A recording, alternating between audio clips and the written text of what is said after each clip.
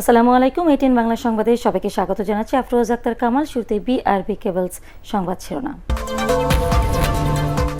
কুষ্টিয়ায় বঙ্গবন্ধুর ভাস্কর্য ভাঙায় মাদ্রাসার 4 জন ছাত্র গ্রেফতার, একজন ইন্ধনদাতা শনাক্ত। অরাজকতা করতে দেওয়া হবে না, হুঁশিয়ারি স্বরাষ্ট্রমন্ত্রীর।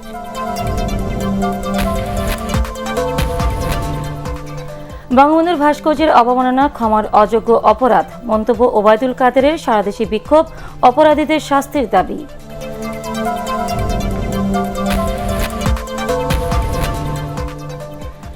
ভুটানে বাংলাদেশি 100 পণ্য পাবে শুল্কমুক্ত সুবিধা, দ্বিপাক্ষিক অগ্রাধিকার বাণিজ্য চুক্তি সই। দেশের বন্দর সড়ক ব্যবহার করতে পারবে ভুটান, জানালেন প্রধানমন্ত্রী। এবং করোনা ভাইরাসে দেশে আরও 31 জনের মৃত্যু। দ্রুত করোনা শনাক্তে দেশের সব জেলায় পর্যায়ক্রমে শুরু হবে অ্যান্টিজেন টেস্ট, জানালেন স্বাস্থ্যমন্ত্রী। শুনছিলেন বিআরবি কেবলস সংবাদ শিরোনাম। কুষ্টিয়ায় বঙ্গবন্ধুর ভাস্কর্য ভাঙার অভিযোগে স্থানীয় মাদ্রাসার 4 জনকে গ্রেফতার করা হয়েছে। সিসি ক্যামেরার ফুটেজ দেখে তাদের চিহ্নিত করা হয়েছে বলে জানান স্বরাষ্ট্রমন্ত্রী। এই কাজের ইন্ধনদাতা হিসেবে একজনকে শনাক্ত করা হয়েছে। ভাস্কর্য ইস্যুতে দেশে অরাজকতা তৈরি করতে দেওয়া হবে না বলে হুঁশিয়ার করেন স্বরাষ্ট্রমন্ত্রী। সচিবালয়ে এসব কথা বলেন তিনি। আরও জানাচ্ছেন মাহবুব কবির চপল। ভাস্কর্য নিয়ে বিতর্কের মধ্যেই কুষ্টিয়ায় নির্মাণাধীন বঙ্গবন্ধুর ভাস্কর্যের কিছু অংশ ভেঙে ফেলা হয়। সেখানে থাকা সিসি ক্যামেরার ফুটেজে দেখা যায় রাতে 2 তরুণ মুখ ঢেকে ভাস্কর্য ভাঙচুর করে। পরে ওই ফুটেজ বিশ্লেষণ করে স্থানীয় ইবনে মাসুদ মাদ্রাসার ছাত্র আবু বকর ও নাহিদকে গ্রেফতার করে পুলিশ। তাদের স্বীকারোক্তিতে ওই মাদ্রাসার আল আমিন ও ইউসুফ নামের আরও 2 জনকে গ্রেফতার করা হয়। 4 জন আটক হয়েছে। 4 জনই সবই এই ইবনে মাসুদ মাদ্রাসার অধ্যয়নরত কিংবা শিক্ষক কিংবা ওই ধরনের কেউ।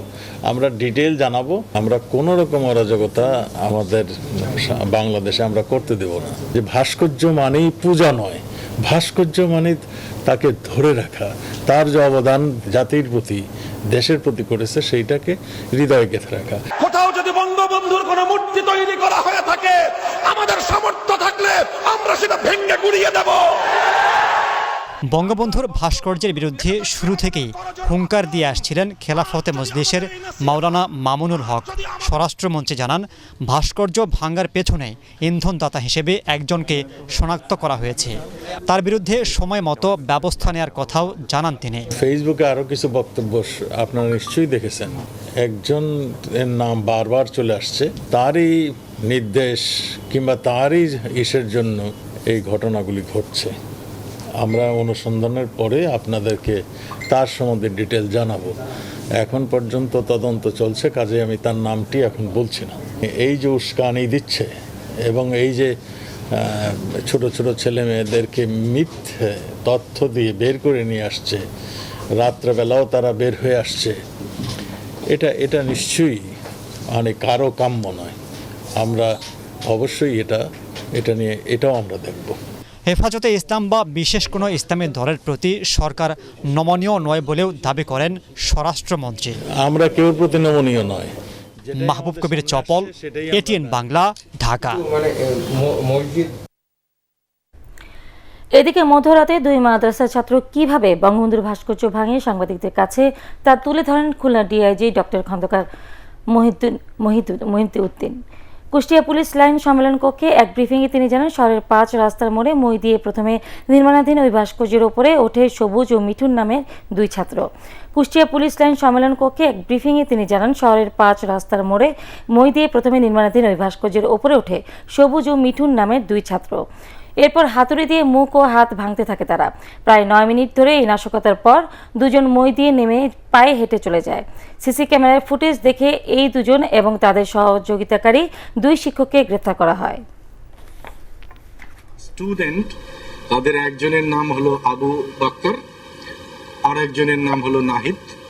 এর বাইরে যে 2 জন মাদ্রাসার শিক্ষক গ্রেফতার হয়েছেন, তার একজন হলেন মোহাম্মদ আলামিন এবং মোহাম্মদ ইউসুফ আলী। আমাদের কাছে তথ্য আছে যে তারা এই বিষয়টি জানতেন এবং তারা এই বিষয়ে তাদেরকে সহযোগিতা করেছেন। 4 জনের কাছে যথেষ্ট তথ্য আমরা পাবো ইতোমধ্যে আমরা কিছু তথ্য আমাদের কাছে আছে। কুষ্টিয়ায় বঙ্গবন্ধুর ভাস্কর্য ভাঙা ক্ষমার অযোগ্য অপরাধ বলে মন্তব্য করেছেন আওয়ামী লীগ সাধারণ সম্পাদক ওবায়দুল কাদের। আর যারা এই অপকর্ম করেছে তাদের অবশ্যই শাস্তি পেতে হবে বলে ঘোষণা করেছেন তথ্যমন্ত্রী ডক্টর হাসান মাহমুদ। রাজধানীতে আলাদা দুটি অনুষ্ঠানে তারা এসব কথা বলেন, জানাচ্ছেন নিয়াজ জামান সজীব। কুষ্টিয়ায় বঙ্গবন্ধু নির্মাণাধীন ভাস্কর্য ভাঙার প্রতিবাদে মুখর আওয়ামী লীগ ও এর অঙ্গ সহযোগী সংগঠনের নেতাকর্মীরা। জাতীয় প্রেস ক্লাবে বঙ্গবন্ধু সাংস্কৃতিক জোট আয়োজিত হোসেন শহীদ সোহরাওয়ার্দীর মৃত্যুবার্ষিকী উপলক্ষে আলোচনা সভায় তথ্যমন্ত্রী বলেন, এদেশ হিন্দু, মুসলিম, বৌদ্ধ, খ্রিস্টান সহ সবার, এখানে সাম্প্রদায়িক বিষবাষ্প না ছড়াতে আলেম ওলামাদের প্রতি আহ্বান জানান তিনি। বঙ্গবন্ধুর ভাস্কর্যের উপর যারা আঘাত হেরেছে তাদেরকে খুঁজে বের করে দৃষ্টান্তমূলক শাস্তি দেওয়া জনগণের দাবি। তাদেরকে শাস্তি পেতেই হবে। আলেম সমাজের জন্য মাননীয় প্রধানমন্ত্রী বঙ্গবন্ধু কন্যা জননেত্রী শেখ হাসিনা পাকিস্তান এবং বাংলাদেশ মাঝখানে বঙ্গবন্ধু সামান্য সময় পেয়েছিলেন, তিনি অনেক কাজ করেছিলেন।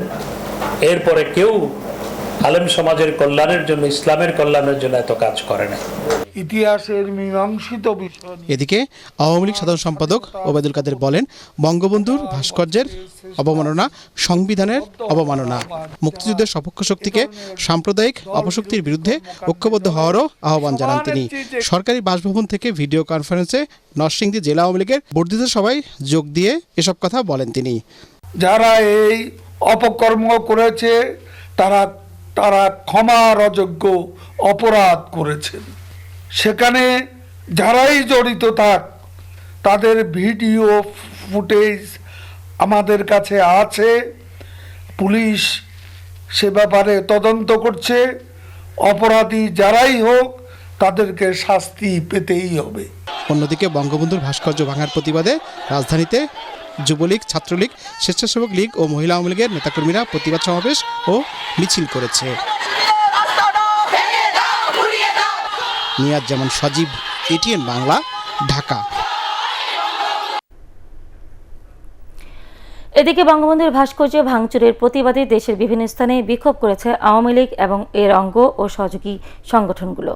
কর্মসূচি থেকে জাতির পিতার অবমাননাকারীদের গ্রেফতার ও শাস্তির দাবি জানানো হয়। রিপোর্ট সৈয়দ রিয়াজের। কুষ্টিয়ায় বঙ্গবন্ধুর ভাস্কর্য ভাঙার প্রতিবাদে বরিশালে বিক্ষোভ সমাবেশের আয়োজন করে জেলা ও মহানগর আওয়ামী লীগ। নগরীর দিব্যির পুকুর পাড়ে এই সমাবেশে বক্তারা বলেন, ধর্মের দোহাই দিয়ে নৈরাজ্য সৃষ্টির চেষ্টা চালাচ্ছে একটি কুচক্রী মহল। একই দাবিতে রংপুরেও বিক্ষোভ করেছে স্থানীয় আওয়ামী লীগ নেতাকর্মীরা। বঙ্গবন্ধুর ভাস্কর্য ভাঙার সূত্র ধরে মুক্তিযুদ্ধের চেতনা বিরোধীদের প্রতিহত করার ঘোষণা দেন তারা। বঙ্গবন্ধুর ভাস্কর্য ভাঙার প্রতিবাদে কুড়িগ্রামে মানববন্ধন ও বিক্ষোভ মিছিল করে বঙ্গবন্ধু আওয়ামী আইনজীবী সমিতি। বঙ্গবন্ধুর ভাস্কর্যে হামলাকারীরা এদেশকেই বিশ্বাস করে না বলে মন্তব্য করেছেন আওয়ামী লীগের যুগ্ম সাধারণ সম্পাদক মাহবুবুল আলম হানিফ। কুষ্টিয়া জেলা আইন শৃঙ্খলা কমিটির সভায় যোগ দেওয়ার আগে সাংবাদিকদের কাছে তিনি একথা বলেন। ঈদের মূল লক্ষ্য কিন্তু এরা আসলে ধর্ম নয়, এরা হচ্ছে ৭১-এর পরের যে শক্তি। এখন কিন্তু তারা স্বাধীনতার যে মুক্তিযুদ্ধের মূল চেতনা, আমাদের সংবিধান, এরা কোনোটাই মানতে চায় না। বঙ্গবন্ধুর ভাস্কর্য ভাঙচুরকারীদের দৃষ্টান্তমূলক শাস্তির দাবিতে ফরিদপুরে প্রতিবাদ সভা ও বিক্ষোভ করেছে জেলা আওয়ামী লীগ। আলিপুর মোড়ে সভা শেষে বিক্ষোভ মিছিলটি শহরের প্রধান সড়ক প্রদক্ষিণ করে। বঙ্গবন্ধুর ভাস্কর্য ভাঙার সাথে কারা জড়িত তা খুঁজে বের করার দাবি জানিয়ে টাঙ্গাইল, ঝিনাইদহ, শরীয়তপুর, ব্রাহ্মণবাড়িয়া ও রাঙ্গামাটি সহ দেশের বিভিন্ন স্থানে বিক্ষোভ করে আওয়ামী লীগ, ছাত্রলীগ ও যুবলীগের নেতাকর্মীরা। Bureau report, ATN Bangla. কুষ্টিয়ায় সরকার সমর্থকরা ভাস্কর্য ভেঙে বিএনপির নেতাকর্মীদের বাড়িঘরে হামলা ও অগ্নিসংযোগ করছে বলে অভিযোগ করেছেন বিএনপি মহাসচিব মির্জা ফখরুল ইসলাম আলমগীর। জাতীয় প্রেস ক্লাবের সাবেক ছাত্র নেতাদের সমাবেশে তিনি আরও বলেন, ভাস্কর্য ইস্যুকে কেন্দ্র করে সরকার পরিকল্পিতভাবে দেশকে অস্থিতিশীল করছে। মনিরুল আহসান জানাচ্ছেন বিস্তারিত। স্বৈরশাসক এইচ.এম. এরশাদের পতন ও গণতন্ত্র মুক্তি দিবসকে উপলক্ষ করে জাতীয় প্রেস ক্লাবে আলোচনা সভার আয়োজন করে 90-এর ডাকসু ও সর্বদলীয় ছাত্র ঐক্যের নেতারা। বিএনপি মহাসচিব কুষ্টিয়ায় বঙ্গবন্ধুর নির্মাণাধীন ভাস্কর্য ভাঙার ঘটনাকে পরিকল্পিত দাবি করে বলেন, সরকার একে বিরোধী মত দমনের হাতিয়ার হিসেবে ব্যবহার করছে। এই সময়ে যত অপকর্ম, এটা আপনারা ছাড়া আর কে করতে পারে? আপনারাই করতে পারেন। নতুন ষড়যন্ত্র শুরু করেছে। কুষ্টিয়াতে বিএনপির অফিস ভাঙচুর করে আমাদের সাধারণ সম্পাদক সৌরভ সাহেবের তার যে ব্যবসা প্রতিষ্ঠান, সেই ব্যবসা প্রতিষ্ঠানে আগুন লাগিয়ে দিয়েছে। এটা একটা গভীর চক্রান্তের নীল নকশার একটা অংশ। বাংলাদেশে তারা আবার অস্থিতিশীলতা সৃষ্টি করতে চায়। উদরপিণ্ডি বুদর ঘাড়ে চাপিয়ে গণতন্ত্রের সৈনিকদেরকে তারা পেছনে ফেলে দিতে চায়। দুর্নীতি দুঃশাসনের মাধ্যমে সরকার গোটা দেশকে বিপন্ন করে তুলেছে দাবি করে তিনি বলেন, দেশবাসী এ অবস্থার পরিবর্তন চায়। পররাষ্ট্রমন্ত্রী বললেন যে কানাডার বেগমপাড়ায় যাদের বাড়ি, 28টা বাড়ির কথা বলেছেন উনি, তার মধ্যে অনেকেই নাকি আপনার আমলা, যারা এই সরকারকে টিকিয়ে রাখার জন্য মদত দিচ্ছে তারা, তার সঙ্গে কয়েকজন আওয়ামী লীগের লোকজন আছে, তাদের নাম বলেন। সভায় সাবেক ছাত্র নেতারা দাবি করেন, সারা দেশে লক্ষাধিক মামলায় বিএনপির 35 লাখেরও বেশি নেতাকর্মীদের আসামি করে হয়রানি করা হচ্ছে। মইনুল আহসান, এটিএন বাংলা, ঢাকা। বঙ্গবন্ধু সহ দেশের সব ভাস্কর্য রক্ষার নির্দেশনা চেয়ে উচ্চ আদালতে রিট করেছেন সুপ্রিম কোর্টের এক আইনজীবী। বঙ্গবন্ধু সহ দেশের সব ভাস্কর্য রক্ষার নির্দেশনা চেয়ে উচ্চ আদালতে রিট করেছেন সুপ্রিম কোর্টের এক আইনজীবী। বঙ্গবন্ধুর ভাস্কর্য স্থাপনকে কেন্দ্র করে যে কোনো নৈরাজ্য ও আইন শৃঙ্খলা পরিস্থিতি অবনতি রোধে ব্যবস্থা নেওয়ার নির্দেশনা চাওয়া হয় এই রিটে। সেই সাথে ভাস্কর্য নিয়ে জনমনে তৈরি হওয়া বিভ্রান্তি দূর করতে জনসচেতনতা বাড়ানোর পদক্ষেপ নিতেও নির্দেশনা চাওয়া হয়েছে। বিচারপতি JB.M. হাসান ও বিচারপতি খায়রুল আলমের দ্বৈত বেঞ্চে চলতি সপ্তাহে রিট আবেদনটির শুনানি হতে পারে বলে জানিয়েছেন রিটকারী আইনজীবী। অন্যান্য সংবাদ। প্রথমবারের মতো ভুটানের সাথে দ্বিপাক্ষিক অগ্রাধিকার বাণিজ্য চুক্তি করল বাংলাদেশ। এর ফলে বাংলাদেশের 100টি ও ভুটানের 34টি পণ্য শুল্কমুক্ত সুবিধা পাবে। বাংলাদেশ ও ভুটানের প্রধানমন্ত্রীর ভার্চুয়াল উপস্থিতিতে ঢাকায় এই চুক্তি সই হয়। এই সময় প্রধানমন্ত্রী শেখ হাসিনা বলেন, ব্যবসা বাণিজ্যের সুবিধার্থে বাংলাদেশের সব বন্দর ও সড়ক ব্যবহার করতে পারবে ভুটান। আপেল মাহমুদের রিপোর্ট। ভুটানের সাথে আঞ্চলিক ও বহুপক্ষীয় বাণিজ্য চুক্তি থাকলেও প্রথমবারের মতো দ্বিপাক্ষিক অগ্রাধিকার বাণিজ্য চুক্তি করল বাংলাদেশ। ভুটান প্রথম দেশ হিসেবে স্বাধীন বাংলাদেশকে স্বীকৃতি দেওয়ার দিনেই চুক্তিটি সই করেন বাংলাদেশের বাণিজ্য মন্ত্রী ও ভুটানের অর্থনৈতিক সম্পর্ক বিভাগ মন্ত্রী। এর ফলে বাংলাদেশের 100টি পণ্য ভুটানের বাজারে এবং ভুটানের 34টি পণ্য বাংলাদেশের বাজারে শুল্কমুক্ত সুবিধার আওতায় আসলো। গণভবন থেকে ভিডিও কনফারেন্সে যুক্ত হয়ে চুক্তিটিকে ঐতিহাসিক মুহূর্তের সাথে তুলনা করেন প্রধানমন্ত্রী Sheikh Hasina. Bhutan can use the waterways, our waterways link already we have started. We are developing our Chilmari port, and Chilmari and Nanganj, Pangao is open to you. Not only that, our 3 ports, Chittagong, Mongla, Paira, any place Bhutan want, you can use it. I offer you to that. করোনার পরেও অর্থনৈতিকভাবে ঘুরে দাঁড়ানোয় বাংলাদেশের প্রশংসা করেন ভুটানের প্রধানমন্ত্রী। I would like to convey our appreciation to you for successfully handling the pandemic and your country's economy side by side. We can see that Bangladesh is making an impressive economic recovery from the pandemic. Congratulations for that. এ সময় বাংলাদেশকে স্বীকৃতি দেওয়ার 50 বছর পূর্তি উপলক্ষে বিশেষ logo উদ্বোধন করেন প্রধানমন্ত্রী Sheikh Hasina. Apple Mahmud, ATN Bangla, Dhaka. Corona ভাইরাসে আক্রান্ত হয়ে গত 24 ঘন্টায় দেশে আরও 31 জনের মৃত্যু হয়েছে। এর মধ্যে ঢাকা বিভাগে মারা গেছেন সর্বোচ্চ 18 জন। মৃতদের মধ্যে 24 জন পুরুষ ও 7 জন নারী।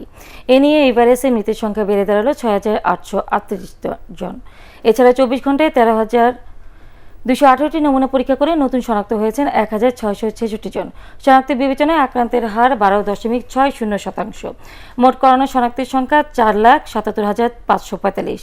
গত 24 ঘন্টায় নতুন করে সুস্থ হয়েছেন 2,552 জন। মোট সুস্থ 3,95,960 জন। স্বাস্থ্য অধিদপ্তরের সংবাদ বিজ্ঞপ্তিতে এসব তথ্য জানানো হয়। দ্রুত করোনা শনাক্তে দেশের সব জেলায় পর্যায়ক্রমে অ্যান্টিজেন টেস্ট শুরু করা হবে বলে জানিয়েছেন স্বাস্থ্যমন্ত্রী জাহেদ মালেক। রাজধানী মিরপুরে পরিবার কল্যাণ সেবা ও প্রচার সপ্তাহ উপলক্ষে এক অনুষ্ঠানে তিনি কথা জানান। মন্ত্রী জানান, সীমিত আকারে 10 জেলায় সরকারি ব্যবস্থাপনায় অ্যান্টিজেন টেস্ট করা হচ্ছে। ভবিষ্যতে বেসরকারি প্রতিষ্ঠানগুলোকে এর সাথে যুক্ত করার কথা ভাবা হচ্ছে। গতকাল 10টি জেলায় শুরু করেছি। পর্যায়ক্রমে যে সমস্ত জেলায়, যে সমস্ত জায়গায় এই র্যাপিড অ্যান্টিজেন পরীক্ষা যেটা করার ব্যবস্থা, এটা আমরা স্থাপন করব।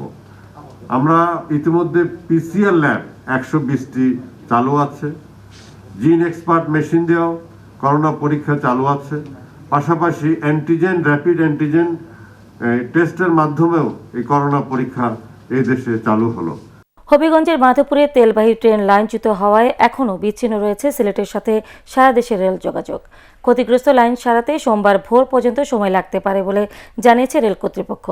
রোববার দুপুরে শাহজি বাজার রেল স্টেশনের কাছে চট্টগ্রাম থেকে ছেড়ে আসা ট্রেনটির ইঞ্জিন ও 5টি তেলের ওয়াগন লাইনচ্যুত হয়। ওয়াগনগুলো সরানোর কাজ করছে আখাউড়া ও কুলাউড়া থেকে আসা দুটি উদ্ধারকারী ট্রেন। ঘটনা তদন্তে 5 সদস্যের একটি কমিটি গঠন করা হয়েছে বলে জানিয়েছেন রেলের ঢাকা বিভাগীয় ব্যবস্থাপক সাদিকুর রহমান। কমিটিকে 3 দিনের মধ্যে প্রতিবেদন দাখিল করতে বলা হয়েছে। রেলের ঢাকা বিভাগীয় ব্যবস্থাপক সাদিকুর রহমান কমিটিকে 3 দিনের মধ্যে প্রতিবেদন দাখিল করতে বলা হয়েছে। এদিকে দুর্ঘটনার পরপরই লাইনচ্যুত ট্রেন থেকে ছড়িয়ে পড়া তেল সংগ্রহে ঘটনাস্থলে ভিড় করে স্থানীয় লোকজন।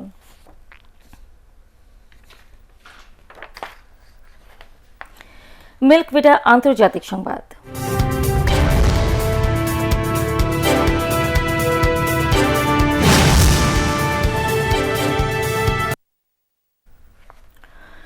অস্ট্রেলিয়ার কুইন্সল্যান্ডের ফ্রেজার আইল্যান্ডে বেড়ে চলেছে দাবানলের ভয়াবহতা। এরই মধ্যে পুড়ে গেছে 82,500 হেক্টর বনভূমি, নষ্ট হয়েছে 3,000-এরও বেশি ঘরবাড়ি, মৃত্যু ও স্থানচ্যুত হয়েছে 30 লাখ পশু পাখি। কুইন্সল্যান্ডের পূর্ব উপকূলের বনভূমির এ দাবানল নিয়ন্ত্রণে আনতে হিমশিম খাচ্ছে দেশটির দমকল বাহিনী। ক্রমেই আগুনের তীব্রতা বাড়তে থাকায় সেখানকার বাসিন্দাদের নিরাপদ স্থানে সরে যেতে বলেছে স্থানীয় প্রশাসন। গত অক্টোবরের মাঝামাঝি অবৈধ এক ক্যাম্প থেকে এ আগুনের সূত্রপাত। এরপর থেকে তার নিয়ন্ত্রণের চেষ্টা চলছে।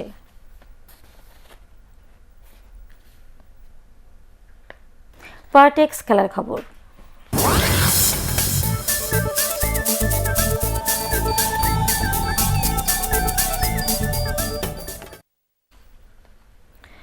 বঙ্গবন্ধু টি-20 কাপে গাজী গ্রুপ চট্টগ্রামকে 7 রানে হারিয়ে 6 ম্যাচে তৃতীয় জয় পেল বেক্সিমকো ঢাকা। টানা 4 ম্যাচ পর হারল চট্টগ্রাম।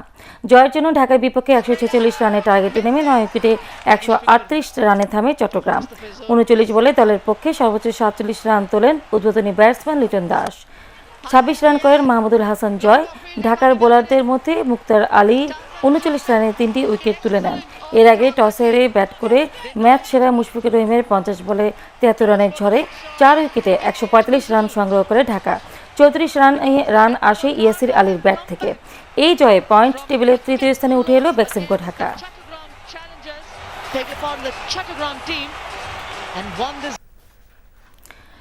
বঙ্গবন্ধু টি-20 কাপে জ্যামকন খুলনার হয়ে খেলবেন জাতীয় দলের সাবেক অধিনায়ক মাশরাফি বিন মুর্তজা।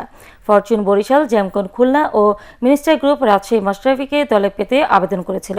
তবে বিসিবি কার্যালয়ে লটারির মাধ্যমে মাশরাফির খুলনা দলে যোগ দেওয়া নিশ্চিত হয়। এর আগে ফিটনেস পরীক্ষায় উত্তীর্ণ হন অভিজ্ঞ এই পেসার। হ্যামস্ট্রিংয়ে চোটের কারণে টুর্নামেন্টের প্লেয়ার্স ড্রাফটে ছিল না মাশরাফির নাম।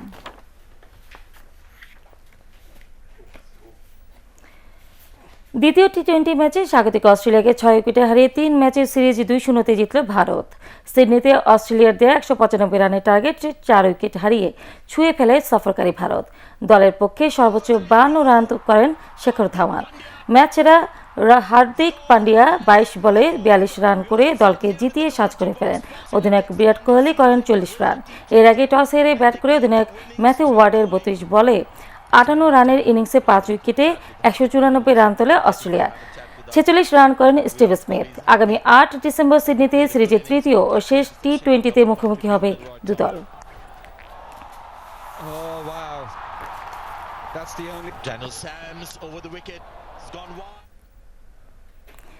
শেষ করার আগে বিআরবি কেবলস সংবাদ শিরোনাম আরও একবার।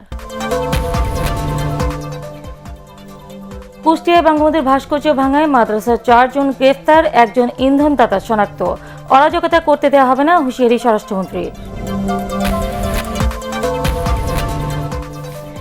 বঙ্গবন্ধুর ভাস্কর্যের অবমাননা ক্ষমার অযোগ্য অপরাধ, মন্তব্য ওবায়দুল কাদেরের। সারা দেশে বিক্ষোভ, অপরাধীদের শাস্তির দাবি।